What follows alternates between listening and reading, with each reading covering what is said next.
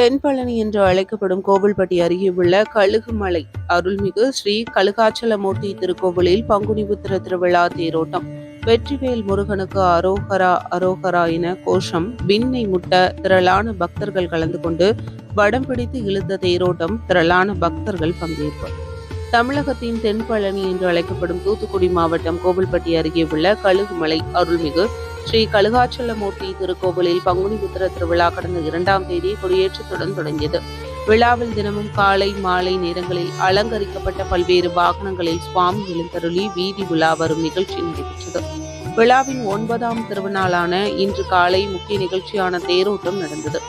இதையொட்டி அதிகாலை கோவில் நடை திறக்கப்பட்டு திருவனந்தல் விழா, காலசந்தி ஆகிய பூஜைகள் நடந்தது. இதையடுத்து சண்டிகேஸ்வரர் சட்ட ரதத்திலும் விநாயகப் பெருமான் கோரதத்திலும் வைர தேரில் வெள்ளி தெய்வானையுடன் கழுகாச்சலமூர்த்தியும் எழுந்தருளினார். இதனைத் தொடர்ந்து கோவில் நிர்வாக அதிகாரிகள் கார்த்தீஸ்வரன், தலைவர் சுப்பிரமணியன் ஆகியோர் வடம் பிடித்து இழுத்து தேரோட்டத்தை தொடங்கி வைத்தனர். முதலில் சட்ட ரதமும் கோரதமும் பக்தர்களால் வடம் பிடித்து இழுக்கப்பட்டது. இதனைத் தொடர்ந்து வைர தேர் என்று அழைக்கப்படும் பெரிய தேர் வெற்றிவேல் முருகனுக்கு அரோகரா அரோகரா கோஷம் விண்ணை முட்ட திரளான பக்தர்கள் வடம் பிடித்து தேரை இழுத்தனர்.